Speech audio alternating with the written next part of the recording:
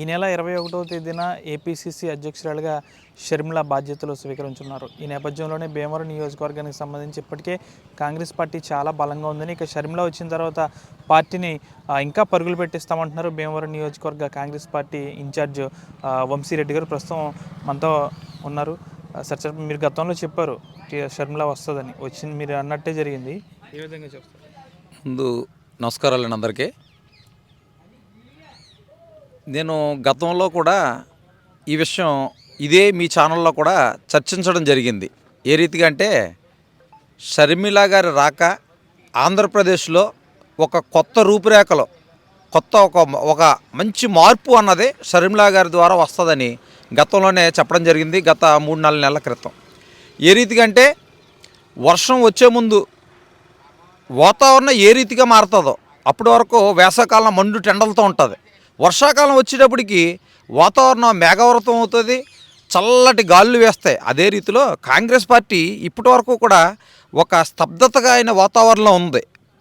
ఎప్పుడైతే మంచి అనే ఒక వాతావరణం, కాంగ్రెస్ పార్టీకి మార్పు అనే వాతావరణం ఏ రీతిగా వస్తుందో అన్నది షర్మిల గారి రూపంలో చక్కగా వచ్చింది. ఎందుకంటే ఇంకొకటి, మా తెలుగు ప్రజల యొక్క ఆరాధ్య దేవుడి కింద చూసే ప్రతి ఒక్కరూ కూడా, తెలుగు రాష్ట్రాల వాళ్ళు కూడా రాజశేఖర్ రెడ్డి గారిని సొంత ఆరాధ్య దేవుడి కింద చూస్తారు.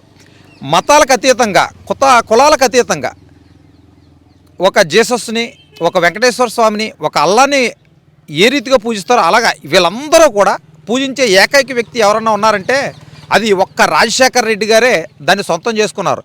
దాన్ని మనం ఆయన మరణం చెందినప్పుడు మనం కళ్ళకి కట్టినట్టు మొత్తం అందరూ కూడా నిద్రాహారాలు మాని, తిండి తిప్పలు మాని టీవీలకి అతుక్కుపోయి ఉన్నారు ఆ రోజు. అంటే రాజశేఖర రెడ్డి గారి కుటుంబం మీద అది ఆ ముద్ర ఎందుకు పడ్డదంటే, ఆయన చేసిన ప్రజాపాలన, సంక్షేమ పాలన, ప్రజలకి ఏది అవసరమో, బడుగు బలహీన వర్గాలకి ఏది అవసరమో అన్నీ గుర్తెరిగిన నాయకుడు, నిజం తెలిసిన నాయకుడు, ప్రజల మంచి చెడ్లు బాగోగులు తెలిసిన నిజమైన నాయకుడు మన రాజశేఖర రెడ్డి గారు.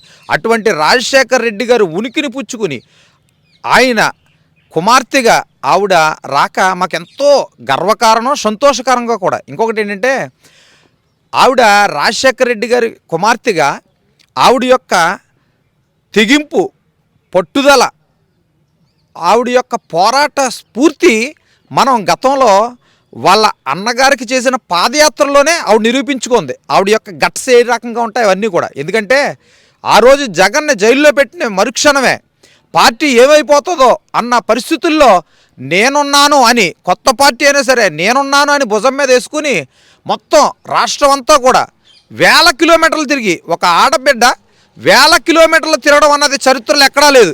అటువంటి చరిత్రను తిరగరాసిన నాయకురాలు, ఏకైక నాయకురాలు మా ఆరాధ్య దేవుడు అయినటువంటి రాజశేఖర రెడ్డి గారి కూతురు మా అక్క షర్మిల అక్క రాక ఈ రాష్ట్రానికి ఎంతో శుభసూచకం. తప్పనిసరిగా ఆవిడ ఒక సీఎం గారి కూతురు సీఎం అవడం ఎక్కడ కూడా చరిత్రలో మన రాష్ట్రంలో ఇప్పుడు వచ్చి లేదు.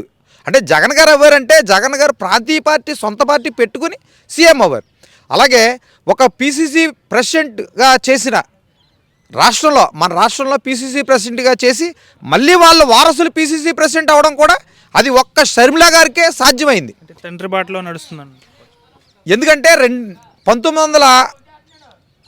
1983 నుంచి 85 వరకు, అలాగే 98 నుంచి 2000 వరకు కూడా పీసీసీ అధ్యక్షుల బాధ్యతలు రాజశేఖర రెడ్డి గారు చూశారు. పార్టీ డెప్త్లో ఉన్నప్పుడు ఆయన పగ్గాలు చేపట్టి ఆయన హైప్ తీసుకొచ్చారు. అదే స్థితిలో ఈరోజు పార్టీ స్తబ్దతగా ఉన్న పరిస్థితుల్లో రాజశేఖర రెడ్డి గారు ఏ రీతిగా అయితే పార్టీని హైప్ తీసుకొచ్చారో అంతకంటే రెట్టించిన ఉత్సాహంతో షర్మిలక్క తప్పనిసరిగా ఈ కాంగ్రెస్ పార్టీని ఒక ఎవరెస్ట్ శిఖరం లాగా తీసుకుని వెళ్తుంది. జెండా పాతడం ఖాయం. మేము గతంలోనే చెప్పాను 3 నెలల క్రితం. ఆళ్ళ రామకృష్ణారెడ్డి గారు ఈరోజు రిజైన్ చేశారు. అత్యంత జగన్ గారికి సన్నిహితుల్లో ఒకలైన ఆళ్ళ రామకృష్ణారెడ్డి గారు రిజైన్ చేసి మా పార్టీలోకి వస్తారని ఆయన అనౌన్స్మెంట్ కన్నా ముందుగా చెప్పాను నేను. ఎందుకంటే షర్మిలారెడ్డి గారితో ఆయనకున్న అనుబంధం, మంచితనం ఎటువంటి. అలానే తప్పకుండా ఈ జగన్ గారు పార్టీలో ఉన్న 30-40 మంది ఎమ్మెల్యేలు కూడా మా పార్టీలోకి వస్తాను ఆ రోజే గంటాపదంగా చెప్పాను. తప్పనిసరిగా జరిగి తీరుతుంది. ఎందుకంటే పార్టీని బతికించిన రోజుల్లో షర్మిలక్క కూడా వెంట నడిచిన వాళ్ళే ఇప్పుడు ఎమ్మెల్యేలుగా అవ్వారు అక్కడ జగన్ గారి పార్టీలో. ఆ మంచితనం మానవత్వం ఉన్న నాయకులు మన రాష్ట్రంలో ఇంకా ఉన్నారు కాబట్టి ఎవరైతే మానవత్వం ఉందో ఆ మానవత్వం ఉన్న ఎమ్మెల్యేలందరూ కూడా ఆ రోజు షర్మిలక్క వల్ల మేము గెలిచాము అని గుండెల మీద చేసుకుని వాళ్ళకాల మనస్తత్వాన్ని తెలుసు వాళ్ళందరూ కూడా ఈరోజు అదే షర్మిలక్క వెనక మళ్ళా ఈ 40 మంది 50 మంది ఎమ్మెల్యేలు రావడం తథ్యం. మా కాంగ్రెస్ పార్టీ కీ పొజిషన్లో ఉంటుంది, మామూలుగా కాదండి. షర్మిలక్క రాజశేఖర్ రెడ్డి గారు ఏ రీతిగా అయితే పిసిసి ప్రెసిడెంట్ అవ్వి తర్వాత పాదయాత్ర చేసి సీఎం అవ్వరు, అదే రీతిలో ఇప్పుడు పిసిసి ప్రెసిడెంట్గా ఉన్నారు. త్వరలోనే పాదయాత్ర కానీ ఏదో ఒక యాత్ర ప్రతి ఈ రాష్ట్రం అంతా కూడా చుడతారో తప్పనిసరిగా సీఎం కాంగ్రెస్ పార్టీ సీఎం అభ్యర్థిగా ఎవరైతే అనౌన్స్ చేస్తారో వాళ్ళు సీఎం అవ్వడం కాంగ్రెస్ నుండి తథ్యం. అంటే 2019లో వైసీపీకి అన్ని సీట్లు రావడానికి షర్మిల కూడా కారణమని అంటారు, ఎంతవరకు కరెక్ట్? అన్ని సీట్లు రావడానికి కారణం ఎంతవరకు అని అంటున్నారు. ప్రతి సీట్లోనూ కూడా ఏమంటే ఒకటి సార్, ₹1 100 పైసలు, దానిలో 10 పైసలు తక్కువైనా అది రూపాయి అనరు. గెలుపోటముల్ని నిర్ధారించేది ఒక్క ఓటుతోనే గెలుపోటముల్ని నిర్ధారిస్తారు. అదే రకంగా ఇక్కడ గెలిచిన 151 మంది ఎమ్మెల్యేలలో కూడా షర్మిలక్క అభిమానులు కోకొలలుగా ఉన్నారు. షర్మిలక్క కూడా ఉన్నది కాబట్టే ఆ బంధంతో ఆ బలంతో 151 సీట్లు గెలుచుకున్నారు. ఈరోజు షర్మిల గారు బయటకు వచ్చిన వెంటనే అసలు బలం ఏంటో తెలుస్తుంది, అసలు ఓటర్లు ఎటువైపు ఉన్నారో కూడా తెలుస్తుంది. మేమందరూ కూడా షర్మిలక్క వెంట ఉంటాం. షర్మిలక్కని సీఎం చేసే వరకు కూడా అధిష్టానం ఏ రకంగా ఇదేందో ఆ రీతిగా కూడా మేము తప్పకుండా షర్మిలక్క వెంట నడుస్తాం. పార్టీని మరింత ఉత్సాహంతో ఉరకలు వేస్తూ గొంతులు వేస్తూ మేము ఎదరకు సాగుతాం. ఉమ్మడి పశ్చిమ గోదావరి జిల్లాలో ఇటు టీడీపీ కానీ వైసీపీలో కానీ అనేక మంది రాజకీయంలో వానమాలు దిద్దిన వాళ్ళు కాంగ్రెస్లో నుంచే వెళ్ళారు. వాళ్ళందరూ కూడా మళ్ళీ వచ్చే అవకాశం ఉందంటారు. మంచి క్వశ్చన్ అండి ఇది. ఒకటి సార్,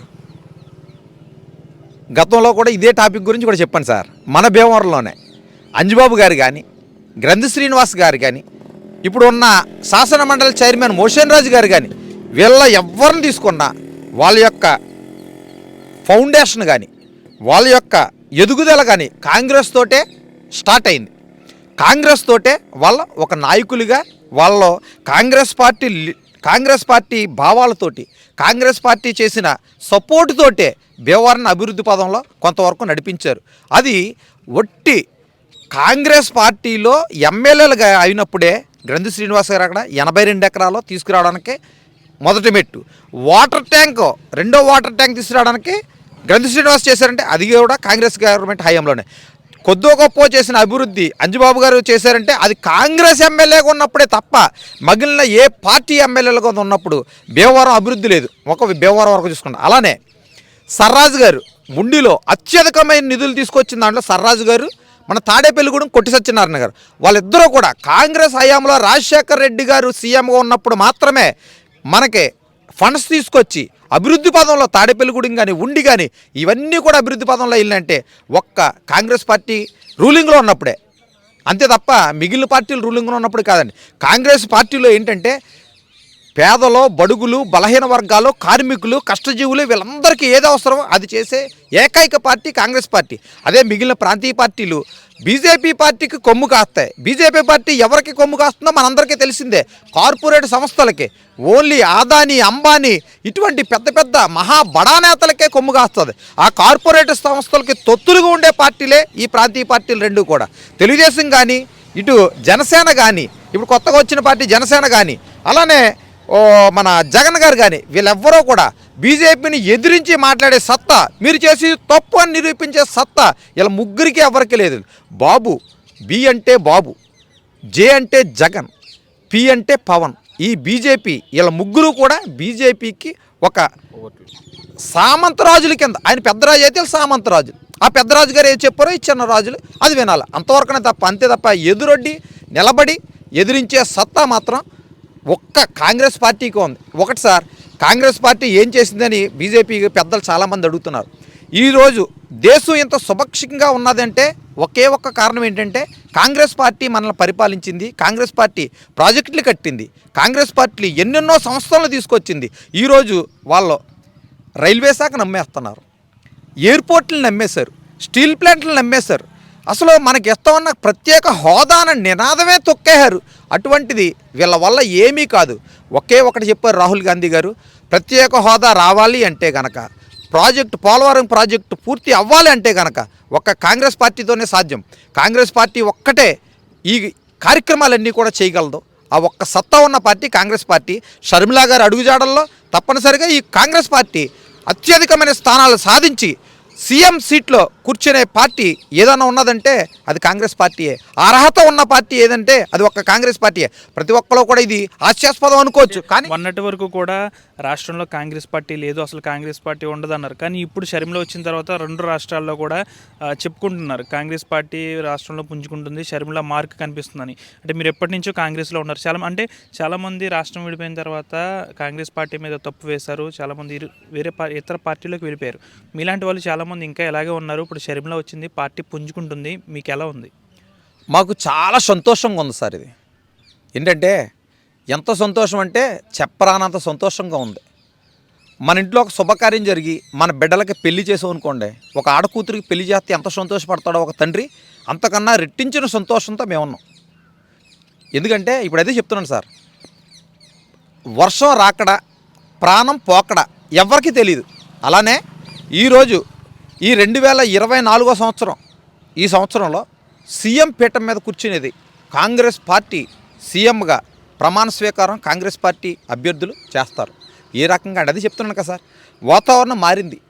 సేమ్ ఇదే సీన్ తెలంగాణలో కూడా రిపీట్ అయింది. కాంగ్రెస్ ఎక్కడ గెలవదన్నారు, చివరిలో మాత్రం కాంగ్రెస్ చాలా పుంజుకుంది. అదే సీన్ ఏపీలో రిపీట్ అవుతుంది అంటారు. 100% ఇది తప్పనిసరిగా రిపీట్ అవుతుంది. మా అసలైన ఓట్ బ్యాంకు, మా సానుభూతి పరులు, మంచిని కోరుకునే వాళ్ళు ప్రతి ఒక్కరూ కూడా కాంగ్రెస్ పార్టీకి ఓటేద్దాం అనుకోరు. ఎందుకంటారో కూడా చెప్తున్నాం. రాష్ట్రం విడిపోయిన తర్వాత 2014 తెలుగుదేశాన్ని చూశారు, 2019 జగన్ గారిని చూశారు. వీళ్ళిద్దరి వల్ల ఏదీ సాధ్యం కాలేదు. రాష్ట్రంలో ఎటువంటి మార్పు లేదు. కనీసం ఉండడానికి ఒక అసెంబ్లీ భవనం లేదు, ఏదీ లేదు.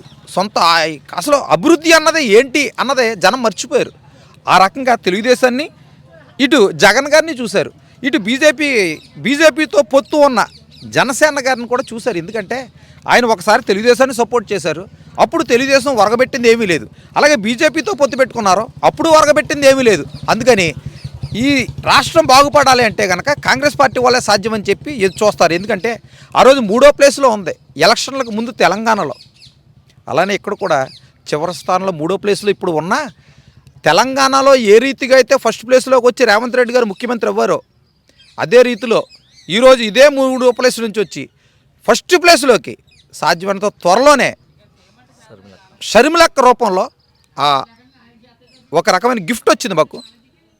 అది మేము తప్పనిసరిగా ఈ కార్యకర్తలు కానీ అభిమానులు మేమందరూ కూడా రెట్టించిన ఉత్సాహంతో మాకు తెలియకుండానే ఒక ఉత్సాహం వచ్చింది. అటువంటి వాతావరణంలో మేము ఎదురుకు వెళ్తాం. సీఎం అవి 100% కాంగ్రెస్ పార్టీ సీఎం స్థానంలో కూర్చుంటుంది.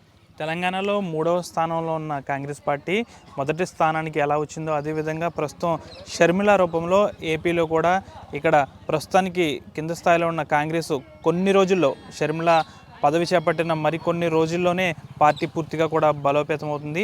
ఇటు టీడీపీలోని వైసీపీలోని అందరూ సీనియర్ లీడర్లు వానమాలు దిద్దింది కాంగ్రెస్ పార్టీలోనే. వారందరూ కూడా ఇప్పుడు కాంగ్రెస్ పార్టీ వైపు చూస్తున్నారు. ఏదేమైనప్పటికీ కూడా వచ్చే ఎన్నికల్లో సీఎం పీఠాన్ని కూడా కాంగ్రెస్ పార్టీ అధిరోహిస్తుందని కూడా ఇక్కడ నాయకులు చెప్తున్నారు. వీడియో జర్నలిస్ట్ శేఖర్తో మన ఆర్టీవీ భీమవరం నుంచి.